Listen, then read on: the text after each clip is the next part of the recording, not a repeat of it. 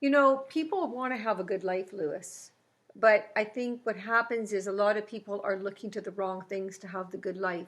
I find it amazing how many people still are thriving on alcohol and drugs. And even in a time of crisis, do you know they actually consider um, liquor stores and the Marijuana shops. marijuana shops here in Alberta that they are essential Essential. services. And I know that probably if they did cut it off, we would have chaotic and probably even No. a bigger crisis. Yeah. But I find that hard to believe that that's essential services. And, you know, so we say we want to have this good life, and yet we don't look to the good things for a good life. Our mind is so confused today that we actually believe that if I'm high, I'm having a good time. And I'm just so grateful when our son of 23 years of age said, you know, I just don't understand how people aren't high with life. And that's coming from someone who has never experienced any drugs or alcohol. And I think it's great that he has that revelation. Lewis and I used to be the people with the alcohol in our lives, and we had it at every function and everything that we did. So I can relate with the people that think they need it. But once you've been freed of that, it's hard for you to really believe that you thought that was the good time. That's right. Again, talking about that peace of the Lord, when you receive salvation, when you understand who your real caregiver, your Lord and Savior is, you'll have that peace in your heart. You know what's surprising, and don't get me wrong, we are in a pandemic state in the world. Um, But when we were looking at some stats of the deaths and just the things that are going on around us, we were appalled at. well, we are pro-life, and you know there's been 120,000 deaths from the coronavirus In the in the world. world this year. And you may not know this, but there's been over 12 million abortions created in the world this year. Over 12 million. Since January 2020 till now, there's over 12 million. And to me, that is a crisis in itself. Mm-hmm. And it's so out of order. So really and truly, I think in this time, there's a bigger picture for all of us to open our eyes to other things that are going on around the world that are out of order, and let's start praying for it and standing for righteousness whenever we have an opportunity to. You know, I always tell people when you abort a baby, you're killing solutions to future problems. Solutions in the minds of children that we're not allowing to be born. You know, so often we want to change the leaders in this world, and sometimes what we have to remember is it starts with us. We are leaders ourselves in our own home. You know, in Genesis 1:26, the mandate is that he tells us to have dominion, and that's a governing authority. That dominion starts right with our home, and we need to be the leaders in our home that live righteous so that it can pass down and influence our children and grandchildren so that we can become the new leaders, the leaders of the world that, you know, people forget.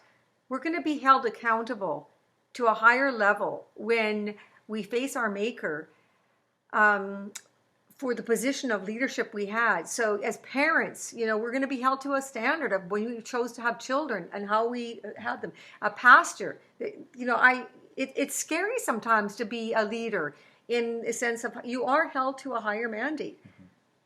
Well, you know, when Moses was summoned by God to go up to the mountain and write down the laws on stone tablets, it was because, you know, the people of that time didn't have the law on their heart.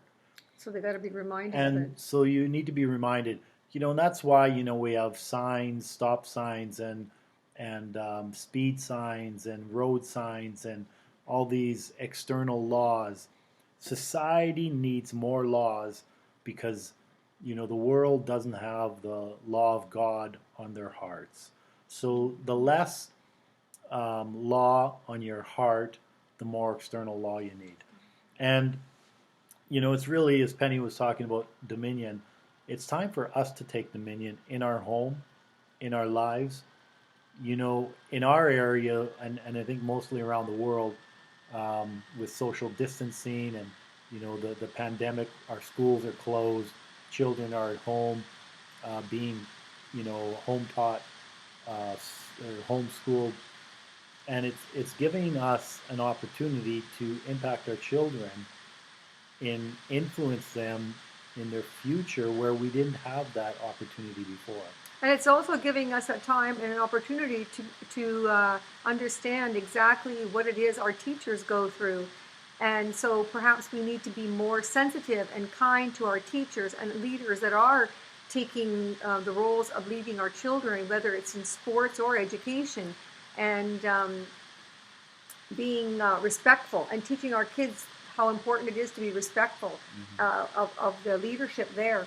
You know, we as citizens of the kingdom want to make sure that we don't procrastinate, that we can do and we are doing all that we can.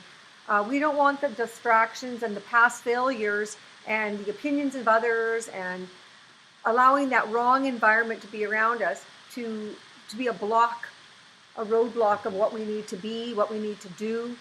That's right. We need to place demands on our potential.